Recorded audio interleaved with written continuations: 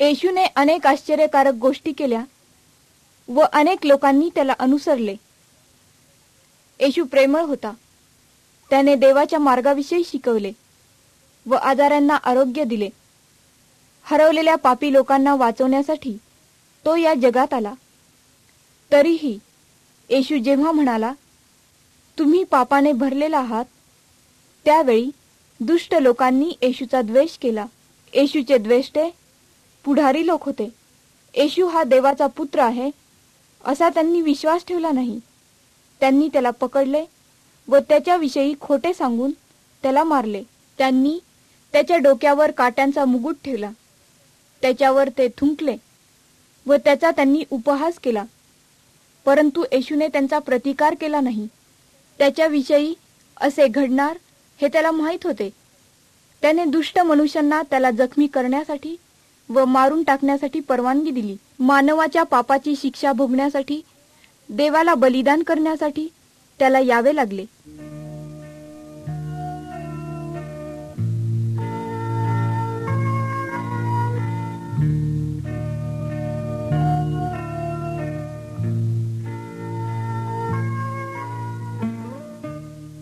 लाकडी वधस्तंभावर ख्रिस्ताला खिळण्यात आले.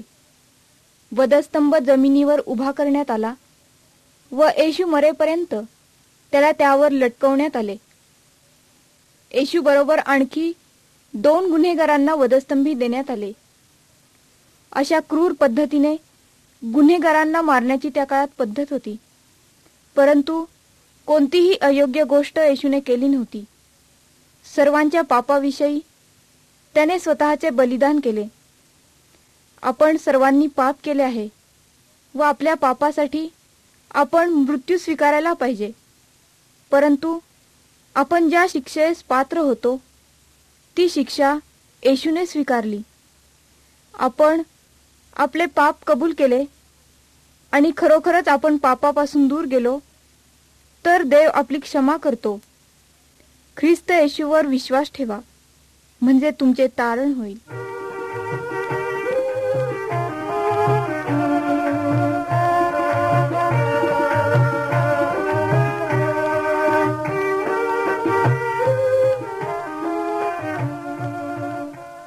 ख्रिस्ताच्या शत्रूंना असे वाटते की त्यांनी त्याला नष्ट केले, पण तसे घडलेच नाही.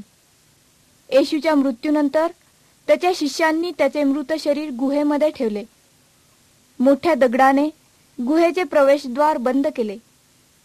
2 दिवस झाल्यानंतर 3ऱ्या दिवशी येशू मृत्यूमधून उठला.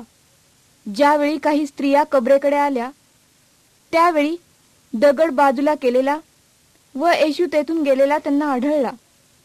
तेथे 2 देवदूत होते व येशू जिवंत आहे असे त्यांनी सांगितले. ते म्हणाले, तो येथे नाही, तो उठला आहे.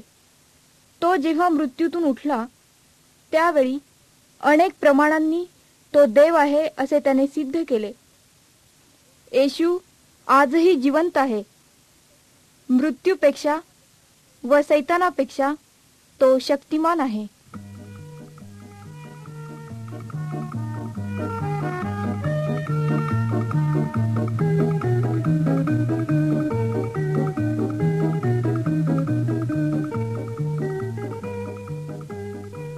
येशू मृत्यूतून उठल्यानंतर त्याच्या अनेक मित्रांनी, शिष्यांनी त्याला पाहिले. ते त्याच्याशी बोलले. त्यांनी त्याच्याबरोबर जेवणही केले. येशू पुन्हा जिवंत झाला आहे यावर येशूच्या शिष्यांपैकी थोमा नावाच्या शिष्याने विश्वास ठेवला नाही. तो म्हणाला, त्याच्या खिळ्याने झालेल्या जखमा पाहीपर्यंत व त्याला स्पर्श करेपर्यंत मी विश्वास ठेवणार नाही. येशू येतो व थोमाला त्याच्या जखमा दाखवताना आपण पाहतो. थोमाला त्यामुळे कोणताच संशय राहिला नाही. येशूच्या पायाशी तो पडला व म्हणाला, माझा प्रभू व माझा देव. येशू म्हणाला, जे मला न पाहता मजवर विश्वास ठेवतात ते धन्य होय.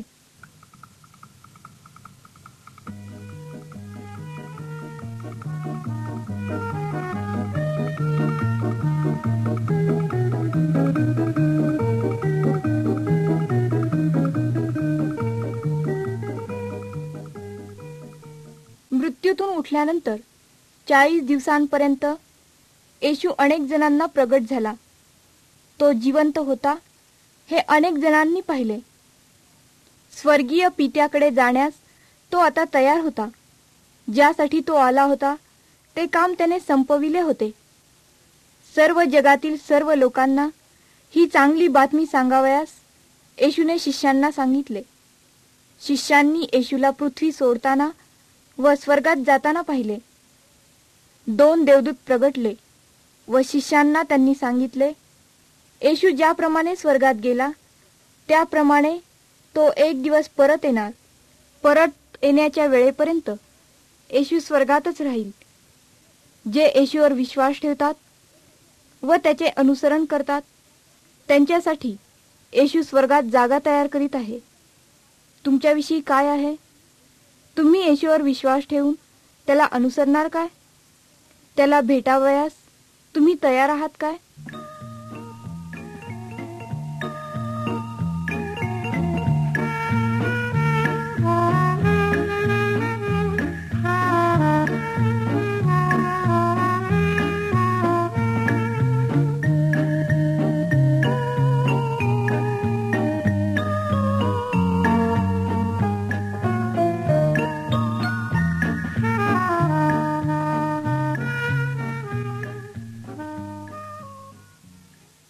वधस्तंभावर येशू का मरण पावला?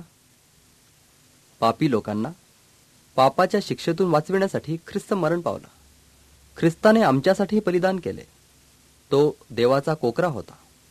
येशू निर्दोष होता, डागविरहित होता, शुद्ध होता. त्याची आठवण वधस्तंभ करून देतो. जेव्हा येशूवर आम्ही विश्वास ठेवतो व पापाविषयी पश्चाताप करतो तेव्हा आपल्या पापाची क्षमा होते. येशू आपल्याला देवाची मुले बनवितो.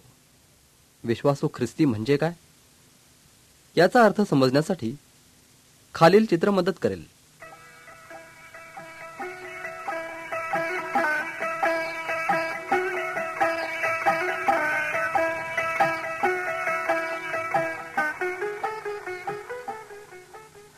जगात 2 रस्ते आहेत असे येशूने शिकवले.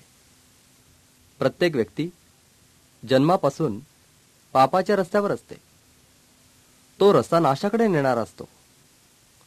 आदामापासून आपणा सर्वांना पापी स्वभाव मिळाला आहे. जो रस्ता स्वर्गाकडे घेऊन जातो त्या अरुंद रस्त्याने जा असे येशूने सांगितले. जेव्हा व्यक्ती आपल्या जीवनात येशूवर विश्वास ठेवते व त्याला अनुसरते तेव्हा त्याला सार्वकालिक जीवन प्राप्त होते. रुंद रस्त्याकडून तो अरुंद रस्त्यात प्रवेश करतो जो स्वर्गाकडे जातो.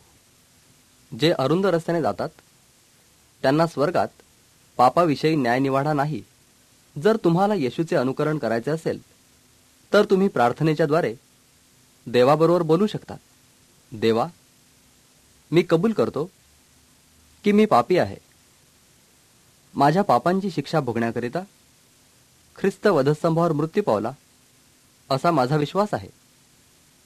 मला क्षमा कर व मला शुद्ध कर आणि मला तुझ्या कुटुंबातील येशूच्या मार्गाचे अनुकरण करायचे, जीवनाच्या मार्गात चालायचे आणि मृत्यूनंतर स्वर्गात तुझ्याबरोबर राहायचे आहे. हे देवा, मी तुझा आभारी आहे. जर तुम्ही प्रामाणिकपणे येशूवर विश्वास ठेवलात आणि प्रार्थनेच्या द्वारे अशा रीतीने बोललात तर ज्या ठिकाणी शांती व आनंद आहे अशा अरुंद रस्त्यात तुम्ही प्रवेश कराल.